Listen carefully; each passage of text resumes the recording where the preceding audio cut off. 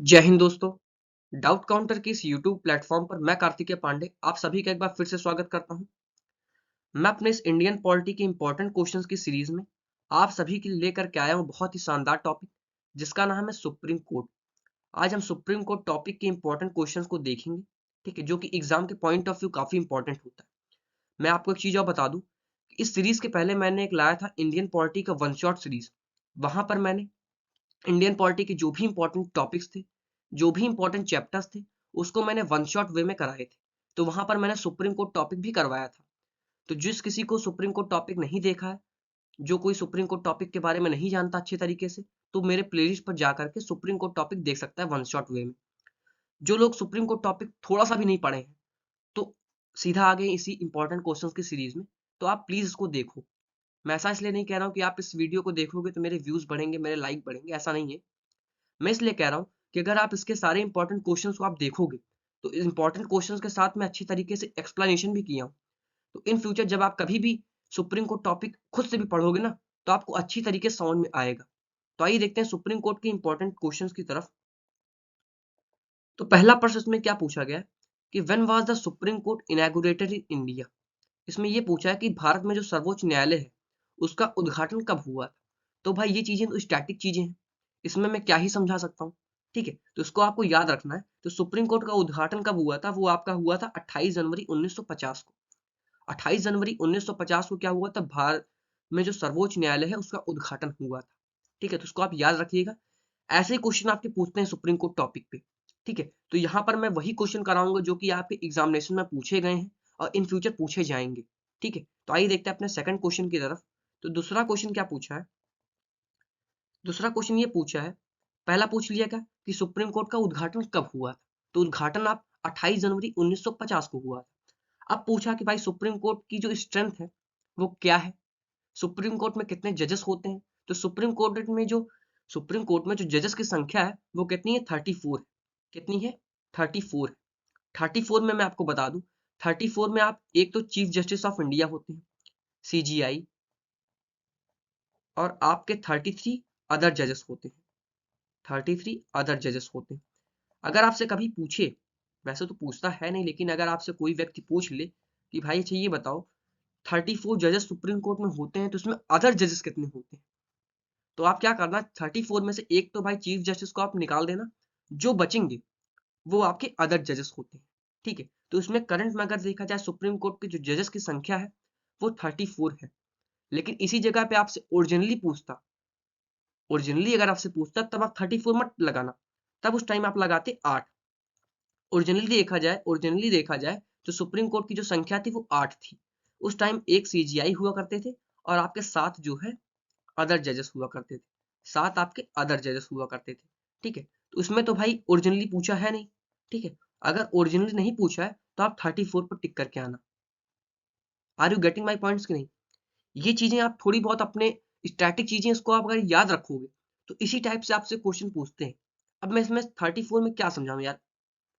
तो भाई ये चीजें स्टैटिक है, यही चीजें मैंने वहां पे भी बताया होऊंगा। ठीक है, जो लोग देखे हो तो उनको तो भाई ये चीजें समझ में आ रही होंगी। लेकिन जो लोग इस टॉपिक को नहीं देखे, पहली बार सीधा इंपॉर्टेंट क्वेश्चंस की सीरीज में ही आ गए हैं, तो उनके लिए भी काफी हेल्पफुल है कि वो स्टैटिक चीजों को तो कम से कम याद रखेंगे। तो इन फ्यूचर जब कभी वो खुद से पढ़ेंगे तो उनको एक चीजें ये अच्छी तरीके से समझ में आती रहेंगी। ठीक है, तो आइए देखते हैं अपने तीसरे प्रश्न की तरफ। अगला प्रश्न में क्या पूछा है, देखो इसमें करंट लगा दिया है। करंट लगा दिया है तो भाई मैंने अब क्या बताया था, 34 करना। अगर ओरिजिनली पूछे तो आप 8 पे टिक करना। करंट नहीं भी पूछता है, ओरिजिनल नहीं पूछता है, सिर्फ पूछता है द सैंक्शन स्ट्रेंथ ऑफ जजेस ऑफ सुप्रीम कोर्ट, तब भी 34 लगाना। सिर्फ आप ओरिजिनली की केस में आप 8 लगाना। बाकी कभी पूछे आपको करंट का पूछे, सैंक्शन स्ट्रेंथ ऑफ जजेस ऑफ सुप्रीम कोर्ट पूछे, तो आप 34 लगाना। तो 34 में आपके अदर जजेस कितने हुए, 33 हुए। और एक आपके कौन होते हैं, मुख्य न्यायाधीश होते हैं, चीफ जस्टिस ऑफ इंडिया होते हैं। ठीक है, तो आते हैं अपने अगले प्रश्न की तरफ। तो अगला प्रश्न में क्या पूछा कि जो भारत में जो सर्वोच्च न्यायालय है इसकी स्थापना हुई कैसे। क्या 1950 में संसद के एक अधिनियम द्वारा हुआ था, कि भारतीय स्वतंत्र अधिनियम 1947 के तहत हुआ था, कि भारत सरकार अधिनियम 1953 के तहत हुआ था, कि भारतीय संविधान द्वारा हुआ था। तो मैं आपको बता दूं कि supreme court in India was established by Indian constitution. ये जो भारत में जो सर्वोच्च न्यायालय की स्थापना हुई थी किसके? भारतीय संविधान के द्वारा हुआ था। सुप्रीम कोर्ट में आपको बता दूं, सुप्रीम कोर्ट आर्टिकल 124 टू 147 लिख लेना आप, ठीक है। Article 124 to 147 in part 5th of the constitution, article 124 to 147 in part 5th of the constitution deals with the organization, power, functions, jurisdiction and so on of the supreme court। तो मैं आपको बता दूं कि भारतीय संविधान के अनुच्छेद 124 से 147 भाग 5 में आपको किसके बारे में बताता है? आपके ऑर्गेनाइजेशन के बारे में बताता है। किसके? सुप्रीम कोर्ट के ऑर्गेनाइजेशन के बारे में बताता है, उसके फंक्शंस के बारे में बताता है, उसके पावर के बारे में बताता है, उसके ज्यूरिडिक्शन के बारे में बताता है। तो ये सब चीजें आपको मैंने वहां पे बताई हुई थी अच्छी तरीके से। तो इसको तो आप देख लो, ठीक है, इसको आप देख लो। उसके बाद आप उस वन शॉट सीरीज को भी अगर आप देखोगे ना, तो आप अच्छे तरीके से वहां पे मैं एक्सप्लेन किया हूँ, ठीक है। तो अगर आपसे पूछे कि supreme court in India was established by, तो बाय द इंडियन कॉन्स्टिट्यूशन, भारतीय संविधान के द्वारा सर्वोच्च न्यायालय की स्थापना हुई थी। अनुच्छेद क्या है? अनुच्छेद article 124 to 147 in part 5th। तो ये चीजें आप इसको याद रखना। अगर आप क्या कहते हैं, आप, मुझे पता है आप पढ़ के आए हो, अगर आप नहीं पढ़ के आए हो, आप लोगों के लिए जो कोई नहीं पढ़ के आए हैं, तो ये स्टैटिक चीजें आप उसको याद रख लो। याद मतलब आप पेन कॉपी पे वहां पे लेकर के बैठो और इस चीजों को आप लिखो। इससे क्या होगा कि आपको जब आप उस वीडियो को देखोगे वन शॉट वाले को, तो आपको अच्छे तरीके से समझ में आएगा कि भाई ये भैया ने ये चीजें बताई हुई थी, ठीक है। तो आते हैं अपने अगले प्रश्न की तरफ। तो अगला प्रश्न क्या पूछा गया है? अगला प्रश्न ये पूछा है, the power to increase the number of जजेस in supreme court of India is vested. अब भाई ये भी चीज सही चीजें हैं। हमने बात कर लिया कि इसकी उद्घाटन कब हुआ था, हमने बात कर लिया कि जजेस की संख्या कितनी होती है, हमने बात कर लिया कि भाई क्या कहते हैं, आर्टिकल कौन कौन से इसमें है। अब ये भी बात आती है भाई, जजेस हमने बात कर ली कि 34 जजेस हैं, तो बात ये भी आती है भाई जजेस की संख्या हम बढ़ा भी सकते हैं, बढ़ा घटा भी बढ़ा सकते हैं, ठीक है। तो उसमें क्या दिया कि भारत में जो सर्वोच्च न्यायालय के न्यायाधीश होते हैं, उनकी जो संख्या बढ़ाने की जो शक्ति है वो किसके पास है? भाई अगर इस टाइम 34 जजेस हैं आपके पास, इस टाइम 34 जजेस हैं, तो क्या मोदी जी चाहें तो उसको क्या 40 कर सकते हैं? आप ये बताओ, क्या जजेस की संख्या 40 कर सकते हैं मोदी जी?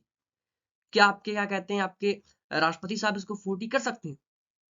कि आपके मुख्य न्यायाधीश इसको बढ़ा सकते हैं? किसके पास पावर है ये चीजें? बताओ। अगर इस समय 34 जजेस हैं, चलो ठीक है, सबसे पहले कितने जजेस थे? 8 जजेस थे। 8 जजेस से बढ़ करके आया कितना? 34 तक पहुंच गया। तो भाई चीजें जो बढ़ाई गई हैं, इसको बढ़ाने का अधिकार किसके पास है? तो मैं आपको बता दूं, ये जो बढ़ाने का अधिकार है वो पार्लियामेंट के पास है। किसके पास है? संसद के पास है। संसद के पास पावर है कि वो जो नंबर ऑफ जजेस हैं अपने सुप्रीम कोर्ट के, उनको वो इंक्रीज कर सकते हैं, ठीक है। तो ये चीजें भी आपको याद रखनी है। ये सब चीजें मैंने वन शॉट वे में अच्छे तरीके से वहां पे मैंने बताए हुए हैं, ठीक है। तो अगर मैं इसमें क्या करता हूँ, सुनो, अगर मैं इसको अच्छे तरीके से बताने लगूंगा, ठीक है, तो भाई ये वीडियो काफी लंबी हो जाएगा, ये पहुंच जाएगा 1 घंटे की तरफ। तो मैं क्या सोच रहा हूँ कि भाई अगर आप पढ़ करके आए हो, अगर आप थोड़ा बहुत भी पढ़ करके आए हो, तो आप इसको क्वेश्चन सारे अगर देख लोगे 20-25 मिनट में, तो आपके लिए काफी अच्छा हो जाएगा। अब भाई जैसे एग्जाम्स वगैरह आ रहे हैं, तो एग्जाम्स वगैरह अगर आ रहे हैं, तो आपको सारे टॉपिक्स को पढ़ने, सारे चैप्टर्स के आपको एमसीक्यूज लगाने। तो पता चला आप 1-1 घंटा के सारे वीडियो लगाने लगोगे, तो 35-40 टॉपिक हैं, तो आपको सोचो कितने घंटे लग जाएंगे। तो मैं ये इसलिए बना रहा हूँ कि 20-25 मिनट में अगर आपका एक टॉपिक अच्छे तरीके से एमसीक्यू सारे कवर हो जा रहे हैं, सबसे बढ़िया भाई। अब मैं अच्छे तरीके से एक्सप्लेन भी तो कर रहा हूँ। तो ये चीजें हैं आपकी, ठीक है। तो आते हैं अपने अगले प्रश्न की तरफ। तो अगला प्रश्न में क्या पूछा है, हमने देख लिया क्या क्या, स्थापना कब हुई, जजेस की संख्या हमने देख लिया, हमने ये भी देख लिया कि भाई जजेस की संख्या को बढ़ाने का पावर किसके पास है। अब ये बात आती है कि सर्वोच्च न्यायालय के जो न्यायाधीश होते हैं, वो किसको अपना इस्तीफा पत्र लिख कर दे सकते हैं। क्या लिखा है कि जजेस ऑफ सुप्रीम कोर्ट में resign his office by writing a letter to, जैसे मान लो मैं जज हूँ सुप्रीम कोर्ट, ठीक है, तो मैं किसको अपना इस्तीफा पत्र लिखूंगा, मैं अपना क्या कहते हैं रिजाइन लेटर किसको लिख के दूंगा? क्या मैं प्रधानमंत्री को दूंगा, कि मैं मुख्य न्यायाधीश को दूंगा, कि मैं राष्ट्रपति साहब को दूंगा, कि मैं कानून मंत्री को दूंगा? तो मैं आपको बता दूं कि जो जज होते हैं सुप्रीम कोर्ट, उनका अपॉइंटमेंट कौन करता है? उनका अपॉइंटमेंट करते हैं राष्ट्रपति साहब। और वो अपना रेजिग्नेशन लेटर किसको देंगे? वो भी आप किसको देंगे? राष्ट्रपति साहब। तो ये चीजें आप इसको याद रखिएगा, ये ऐसे टाइप के क्वेश्चन पूछे जाते हैं। तो जो कोई भी मैं सुप्रीम कोर्ट टॉपिक को पढ़ा होगा तो वो ये चीजें वहां पे मैंने डिस्कस अच्छे तरीके से किया था। ठीक है, तो यहाँ पे भी आपको समझ में आ गया कि अपॉइंटमेंट कौन करता है। अपॉइंटमेंट आपके राष्ट्रपति साहब करते हैं, और ये अपना जो जज होते हैं वो अपना रेजिग्नेशन लेटर किसको देंगे, वो भी राष्ट्रपति साहब को ही देंगे। तो ये चीजें भी आप याद रखिएगा। ऐसे क्वेश्चन आपके पूछे गए थे, ठीक है, एग्जामिनेशन में ऐसे ही टाइप के क्वेश्चन आपके पूछे गए थे। तो आगे देखते हैं अपने अगले प्रश्न की तरफ। अब ये देखो, यही चीजें मैंने बात वहां पे भी कर ली कि हु अपॉइंट द जज of supreme court in India. Bharat के जो सर्वोच्च न्यायालय के जो न्यायाधीश होते हैं उनकी नियुक्ति कौन करता है, उनकी नियुक्ति कौन करता है, राष्ट्रपति साहब करते हैं। प्रेसिडेंट साहब करते हैं किनकी नियुक्ति, राष्ट्रपति साहब की। तो सुप्रीम कोर्ट टॉपिक आप देख रहे हो कितने अच्छे तरीके से हम यहाँ पे समझ पा रहे हैं कि स्थापना हमने कब की, 28 जनवरी 1950 को स्थापना की। जजेस की संख्या कितनी है, 34 जजेस की संख्या होगी। अपॉइंट कौन करते हैं, राष्ट्रपति साहब करते हैं। रेजिग्नेशन लेटर किसको देंगे, राष्ट्रपति साहब को देंगे। जजेस की जो संख्या है उसको बढ़ाने का अधिकार किसके पास है, पार्लियामेंट के पास। तो ये सब चीजें हमने यहाँ पे अच्छे तरीके से अगर पढ़ लिया है तो जब आप बुक पढ़ोगे ना तो बुक में आपको अच्छे तरीके से समझ में आएगा। आप अच्छे तरीके से आप थोड़े बहुत उससे इंटरलिंक कर पाओगे इस टॉपिक को। ठीक है, इसीलिए मैं कह रहा था जो लोग नहीं पढ़ करके आए हैं तो वो भी अगर इस वीडियो को देखेंगे तो उनको एक अच्छे तरीके से समझ में आएगा जब कभी वो खुद से बुक पढ़ेंगे। ठीक है, अभी आप लूसेंट वगैरह उठाओ यार बुक, तो आपको अच्छे तरीके से समझ में नहीं आता जब तक आपको कोई अच्छे तरीके से बताए ना। इसीलिए मैंने क्या कर रहा हूँ, अभी तो उसमें समय लगेगा, मैं एक इंडियन पॉलिटी का एक वन शॉट सीरीज लाऊंगा, complete Indian polity. Indian polity में जितने भी टॉपिक हैं उस सारे टॉपिक को मैं सिंपल लैंग्वेज में 3-4 घंटे में खत्म कर दूंगा, जो कि एग्जाम के पॉइंट ऑफ व्यू इंपॉर्टेंट है। इससे क्या होगा कि आप सारे टॉपिक को अगर आप नहीं पढ़े हो तो अगर आपका जैसे मान लो आपका एग्जाम कल है, अगर आपका एग्जाम कल है तो अगर आप आज इस बुक को, अगर आप इस वीडियो को देखोगे, मेरे जो वन शॉट है जहाँ पे मैं सारे इंपॉर्टेंट टॉपिक्स को कवर कराऊंगा, तो आप जब एग्जाम में दोगे पेपर ना तो आपको लगेगा कि यार यही सब चीजें तो मैंने वहां पे पढ़े हुए थे। ठीक है, तो आपके लिए अच्छा एक प्रकार से रिवीजन भी हो जाएगा। अगर आप नहीं भी पढ़े हो, बहुत लोग क्या करते हैं भाई, जैसे मान लो कोई फॉर्म आया तो मैं भर ही रहा हूँ, मैं अपने दोस्त को भी कह दिया भाई तुम भी भर दो, तो वो भी भर देता है भाई। अब भाई वो पढ़ तो नहीं रहा है उस पर्टिकुलर एग्जाम के लिए, तो अगर उसका मन कर रहा है भाई मैं कल पेपर दूंगा, कुछ थोड़ा बहुत पढ़ लूँ, तो उनके लिए काफी इंपॉर्टेंट रहेगा भाई कि अगर वो 3-4 घंटे में सारे इंडियन पॉलिटी अगर पढ़ लेते तो इंडियन पॉलिटी में जो भी इंपॉर्टेंट क्वेश्चन, जो भी आपके एग्जाम में क्वेश्चन पूछे जाएंगे, तो आप अच्छे तरीके से उसको सॉल्व कर लोगे। ठीक है, तो आगे देखते हैं अपने अगले प्रश्न की तरफ। अगर वीडियो आपको अच्छा लगे तो भाई एक लाइक करना आप, ठीक है, लाइक करना, क्योंकि आपका ये लाइक ही हमारे लिए एक मोटिवेशन का सोर्स होता है। अगर आप लाइक करते हो, अगर आप वीडियो को ज़्यादा से ज़्यादा शेयर करते हो, लोग ज़्यादा से ज़्यादा देखते हैं, तो हमें मन करता है यार कि और वीडियो लोगों के लिए बनाओ। क्योंकि आप सभी लोग मेरे एक प्रकार देखा छोटे भाई हो, ठीक है, छोटे भाई बड़े भाई जो कोई भी हो आप, ठीक है, तो जो लोग तैयारी कर रहे हो, ठीक है, तो आप इससे क्या होता है कि हमारा फायदा होगा, आपका फायदा होगा। ठीक है, तो अगले प्रश्न की तरफ आते हैं। अगला प्रश्न में क्या पूछा है, हमने देखो सारे टॉपिक अच्छे तरीके से पढ़ रहे हैं। रिटायरमेंट अब पूछ लिया, अब पूछ भाई अगर कोई जज अपॉइंट हो गया तो ऐसा नहीं कि आजीवन वो रहेगा, भाई हर किसी का रिटायरमेंट एज होता है।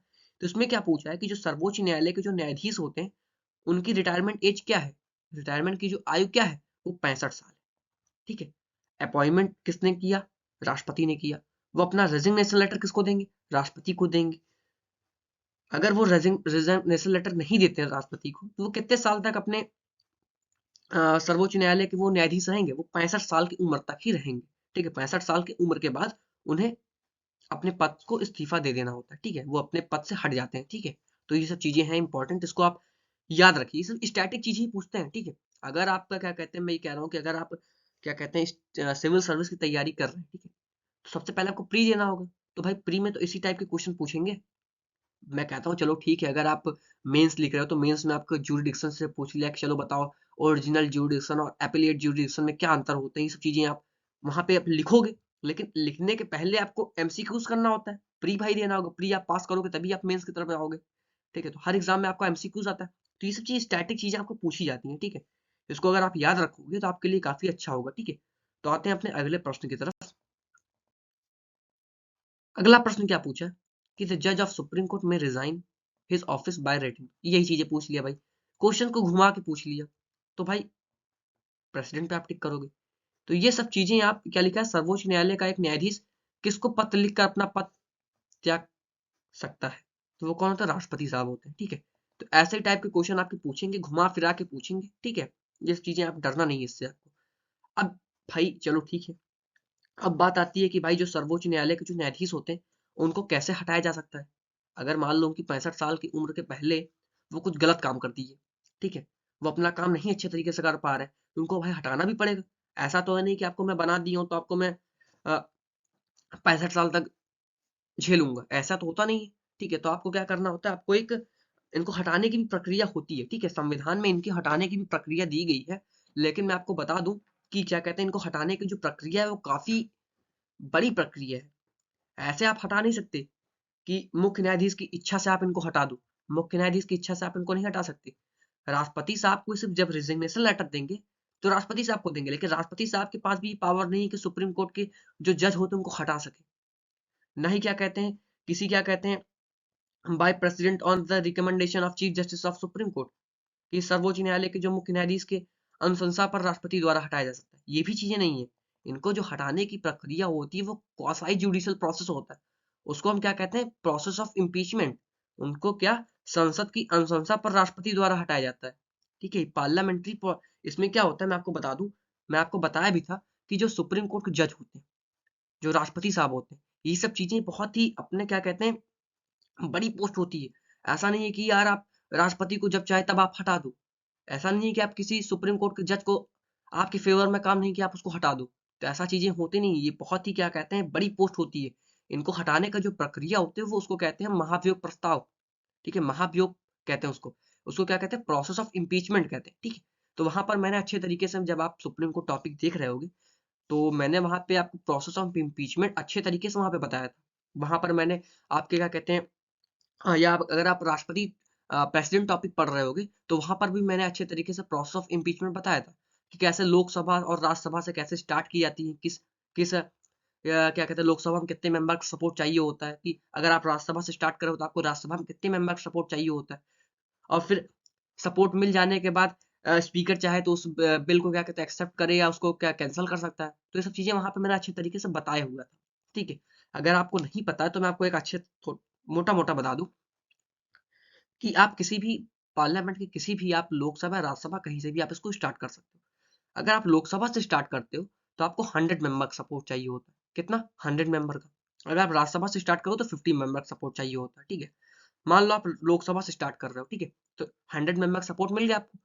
फिर उस टाइम जो लोकसभा में आपके स्पीकर होते हैं वो चाहे तो इस बिल को क्या कहते हैं वो एक्सेप्ट करें या उसको कैंसिल कर दें। अगर मान, अब भाई उनके ऊपर है। पहली बात, आपको हटाने की, इनको आप देखो, उनको हटाने की प्रक्रिया के लिए भाई आपको लोकसभा में 100 मेंबर सपोर्ट चाहिए। ठीक है, अगर 100 मेंबर सपोर्ट नहीं मिला तब भी वो कैंसिल हो जाएगा, तब भी नहीं हटा पाओगे। अगर आपको मान लो कैसे 100 मेंबर सपोर्ट मिल भी गया, उस टाइम स्पीकर के पास पावर है कि उसको बिल को आगे बढ़ाए या तो उसको कैंसिल कर दे। मान लो उसको एक्सेप्ट कर लिए, उस टाइम क्या होगा, 3 मेंबर की कमेटी बैठाई जाती है। उस 3 मेंबर कमेटी में कौन कौन होते हैं वहां पे मैंने अच्छे तरीके से वहां पे बताया। अब 3 मेंबर के जो कमेटी होते हैं वो क्या कहते हैं, उसको क्या कहते हैं, प्रूफ करने की कोशिश करते हैं। इन केस मान लो अगर प्रेसिडेंट को गिल्टी प्रूफ नहीं कर पाए तब भी ये कैंसिल हो गया। अगर वो गिल्टी प्रूफ कर भी दिए तब भी नहीं है कि भाई राष्ट्रपति को हटा दोगे, क्या कहते हैं आपके सुप्रीम कोर्ट के जज को हटा दोगे, तब भी ऐसा नहीं होता। अगर मान लो वो गिल्टी प्रूफ कर भी दिए तब भी आपको लोकसभा में 2/3 जो आपकी स्पेशल मेजोरिटी होती है उसको प्रूफ करना होगा। तो सोचो आप कितना लंबा प्रोसेस है। छोटा मोटा प्रोसेस नहीं है कि आप 100 मेंबर सपोर्ट पा गए तो आप हटा दिए, या किसी को भी आप कोई भी पावर जैसे राष्ट्रपति से आप हटा दिए। ऐसा होता नहीं, बहुत ही बड़ी पोस्ट है ये सब चीजें हैं। ठीक है, हटाने का ऐसा नहीं है कि किसी भी राष्ट्रपति को या किसी भी आप क्या कहते हैं न्यायाधीश को हटा सकते हो सुप्रीम कोर्ट के। ठीक है, तो ऐसा ये सब चीजें हैं, वहां पे आप अच्छी तरीके से देखोगे जहां पर मैंने बताया था आपको प्रोसेस ऑफ इम्पीचमेंट। ठीक है, आगे अगले प्रश्न की तरफ आते हैं। तो देखो मैंने आपको अच्छे तरीके से मैं बता रहा हूँ एक एक टॉपिक को। ठीक है, एक एक पॉइंट को मैं अच्छे तरीके से आपको क्लियर कर रहा हूँ। ये सब चीजें आप सुनते जाओ, फिर आप जब बुक उठाओगे ना तो आपको अच्छे तरीके से समझ में आएगा। अगर आप लूसेंट वगैरह भी उठाओगे ना तो आपको मजा आ जाएगा पढ़ते समय। ठीक है, अगला प्रश्न क्या पूछा है,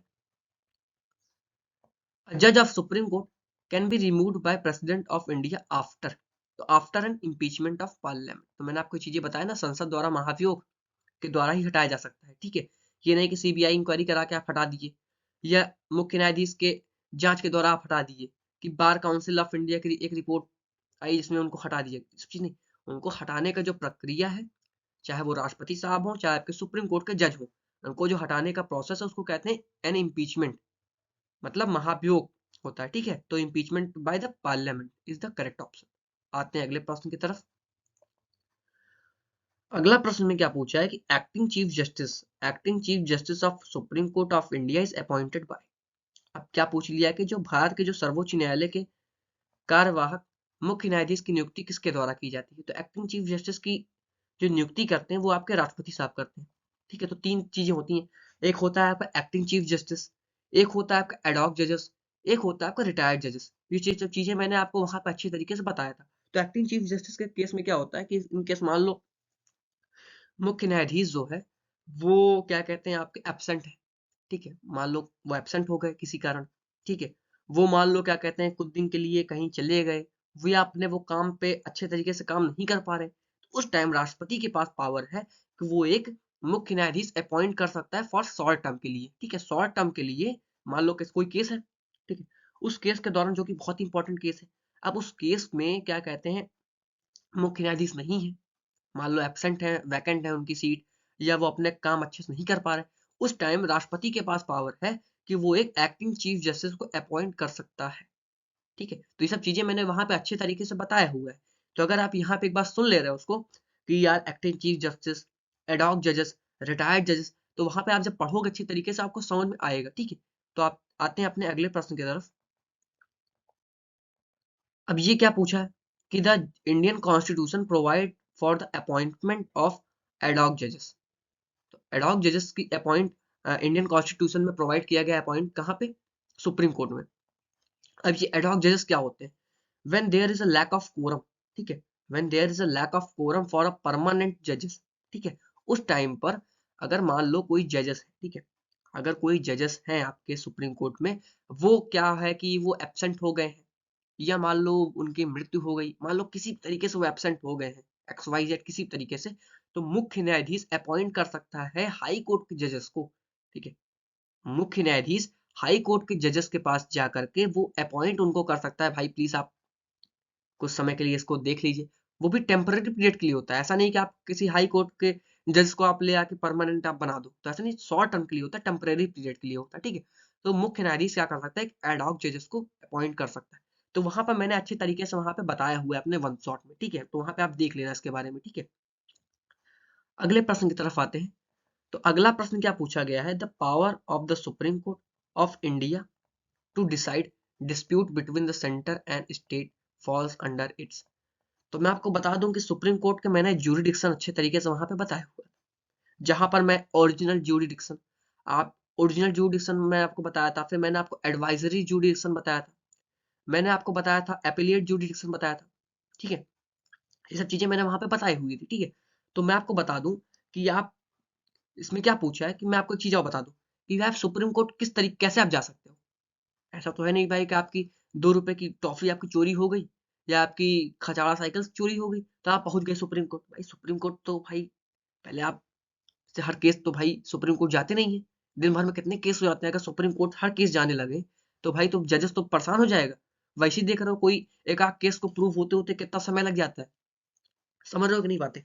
तो अब भाई हर केस तो सुप्रीम कोर्ट जाता है नहीं, लेकिन कुछ केसेस हैं जो आप डायरेक्ट सुप्रीम कोर्ट जा सकते हैं। जैसे कोई डिस्प्यूट चल रहा है सेंटर और स्टेट के बीच में। ठीक है, सेंटर और स्टेट के बीच में कोई डिस्प्यूट चल रहा है, सेंटर और कुछ स्टेट एक तरफ है और कुछ स्टेट अलग है, उनके बीच में डिस्प्यूट चल रहा है, उस टाइम पे आप डायरेक्ट सुप्रीम कोर्ट जा सकते हो। ठीक है, या इन केस अगर आपके फंडामेंटल राइट आपके ब्लीच कर गए, अगर आपके मौलिक अधिकार का हनन हो रहा है, तो आप डायरेक्ट सुप्रीम कोर्ट जा सकते हो, ये आपके पास पावर है। ठीक है, ये आप रिट ज्यूरिडिक्शन में आप देखोगे, तो जो रिट्स होते हैं ना आपके रिट्स, आर्टिकल 32 में रिट्स आपके 5 प्रकार के दिए गए हैं। हबीज कॉर्पस मतलब क्या, बंदी प्रत्यक्षीकरण। ठीक है, हबीज कॉर्पस आपका, आपके क्या कहते हैं प्रोहिबिशन, आपके मंडमस, आपके सर्सोररी, आपके क्यूओ वारंटो, ये सब चीजें आपके दिए गए रिट्स ज्यूरिडिक्शन में। तो इसमें क्या पूछा है कि अगर सेंटर और स्टेट के बीच में अगर मान लो कोई डिस्प्यूट चल रहा है, तो उसमें आप डायरेक्ट सुप्रीम कोर्ट जा सकते हो। तो किस ज्यूरिडिक्शन के तहत आप जा सकते हो, तो वो होता है ओरिजिनल ज्यूरिडिक्शन। ओरिजिनल ज्यूरिडिक्शन का क्या मतलब होता है, इसका मतलब होता है केस इन फर्स्ट इंस्टेंस। ठीक है, डायरेक्ट आप कैसे सुप्रीम कोर्ट जा सकते हो। अब इसमें बहुत इंपॉर्टेंट एक आता है अपीलेट ज्यूडिक्शन, वहां पे मैं भाई सारे ज्यूडिक्शन के बारे में बता चुका हूँ आपको। ठीक है, तो वहां पे आप एक बार पढ़ लेना अच्छे तरीके से। ये अपीलेट ज्यूडिक्शन बहुत इंपॉर्टेंट होता है, इसमें आपके आर्टिकल इंपॉर्टेंट आते हैं, आर्टिकल 132, आपके 133, आपके 134 और आर्टिकल 134, ये इंपॉर्टेंट आर्टिकल्स आपके आते हैं अपीलेट जुडिशन में, तो ये सब चीजें आप वहां पे एक बार देख लेना, ठीक है। अगला प्रश्न क्या पूछा है, the second largest bench constituted by the supreme court till date was, मतलब क्या पूछा गया है कि सर्वोच्च न्यायालय द्वारा गठित अब तक की दूसरी सबसे बड़ी पीठ थी कौन सी, वो थी आपकी गोलकनाथ केस। अगर पहली पूछे सबसे लार्जेस्ट, सेकंड नहीं पूछा है, तो आप केशवानंद भारती केस बताना, ठीक है। तो केशवानंद भारती केस आप बताना। अगर second largest bench constituted by the supreme court till date पूछा है तो आप गोलकनाथ केस बताना। तो सब केसेस हैं, ठीक है, जैसे आपके केशवानंद भारती केस हो गया, बेरूबरी केसेस हो गया, आपका गोलकनाथ केस हो गया, ये सब चीजें केसेस मैंने वहां पे बताए हुए हैं, ठीक है। तो अगर आप देखोगे तो वहां पे आपको सब चीजें समझ में आएंगी अच्छी तरीके से। अगला प्रश्न क्या पूछा, पीआईएल का फुल फॉर्म क्या होता है। पीआईएल का फुल फॉर्म होता है पब्लिक इंटरेस्ट लिटिगेशन। क्या होता है, पब्लिक इंटरेस्ट लिटिगेशन। इसका हिंदी क्या होता है, पब्लिक इंटरेस्ट लिटिगेशन का होता है जनहित याचिका। इसका हिंदी क्या होता है, जनहित याचिका होता है, ठीक है। तो पीआईएल का मतलब होता है क्या, पब्लिक इंटरेस्ट लिटिगेशन। इसका हिंदी क्या होता है, जनहित याचिका, ठीक है। तो वो सब चीजें देख लेना आप। अगला प्रश्न क्या पूछा है, the supreme court of India tenders advice to the president on the matter of law और फैक्ट। क्या पूछा है कि भारत का जो सर्वोच्च न्यायालय कानून या तथ्य के मामले पर राष्ट्रपति को सलाह दे सकता है। ये आपका देखोगे एडवाइजरी जुडिक्शन वगैरह में आप देखोगे, ठीक है। तो कब दे सकता है, केवल तभी वह ऐसी सलाह मांगता है, only if he seek such advice, ठीक है। तो ये सब चीजें आप वहां पे देखोगे तो इसका और मैं आपको एक चीज और बता दूं, ये जितने भी क्वेश्चन यहाँ पे मैं करा रहा हूँ ये सारे आपके एग्जामिनेशन में पूछे गए। ऐसा नहीं कि मैं कहीं से भी क्वेश्चन उठा करके आपको थोप दिया, अपना 20-25 मिनट खराब खराब कर दिया आपका। तो ऐसा नहीं है, ये सब चीजें बहुत ही इंपॉर्टेंट हैं जो कि हर एग्जाम में पूछे गए हैं और इन फ्यूचर पूछे भी जाएंगे सुप्रीम कोर्ट टॉपिक से, ठीक है। और अगर आप नहीं पढ़े हो तो आप देखोगे कि आपको सारे पॉइंट्स अच्छे तरीके से क्लियर भी हो रहे होंगे कि सुप्रीम कोर्ट क्या कर सकता है, सर्वोच्च न्यायालय कानून या तथ्य के मामले पर राष्ट्रपति को सलाह दे सकता है, ठीक है। कब, केवल तभी जब वह ऐसी सलाह मांगता है, ठीक है। तो ये सब चीजें आप आर्टिकल्स वगैरह देख लेना वहां पे, ठीक है। अब मस्त क्वेश्चन आया है, which of the following court in India are known as court of record. Court of record होता क्या है, निम्नलिखित में से भारत में कौन सा न्यायालय अभिलेख न्यायालय के रूप में जान, उच्च उच्च न्यायालय और उच्चतम न्यायालय। Answer C is the correct option. मैं आपको बताता हूँ भाई कोर्ट ऑफ रिकॉर्ड होता क्या है, इसका मतलब क्या होता है। तो court of record article 129, article 129 of the Indian constitution deals with the court of record. अब कोर्ट ऑफ रिकॉर्ड का मतलब क्या होता है, सुप्रीम कोर्ट जो भी डिसीजन देता है, जो भी जजमेंट सुनाता है, उसको एक रिकॉर्ड के रूप में रख लिया जाता है, एक प्रूफ के रूप में रख लिया जाता है फॉर द फ्यूचर पर्पस। जैसे मान लो अभी हाल में ही एक जजमेंट सुप्रीम कोर्ट ने सुनाया था, अयोध्या जजमेंट, ठीक है। तो उस टाइम जो सीजीआई थे वो कौन थे, बताओ। उस टाइम गोगोई साहब थे, ठीक है, गोगोई साहब थे। अब मान लो 100 साल बाद अगर कोई आता है और कहता है कि इस अयोध्या जजमेंट को हम तभी मानेंगे जब गोगोई साहब आए और हमें वो बताएं, तो भाई ऐसा तो प्रूफ हो नहीं सकता भाई। मान लो अगर चल बसे वो, ठीक है, तो भाई कहाँ से वो आके बताएंगे। तो उसमें क्या होता है, सुप्रीम कोर्ट जो भी आपका डिसीजन सुनाता है, जो भी जजमेंट आपका सुनाता है, उसको एक रिकॉर्ड के रूप में रख लिया जाता है फॉर द फ्यूचर पर्पस के लिए। और ये आपका आर्टिकल 129 में मेंशन है, कोर्ट ऑफ रिकॉर्ड।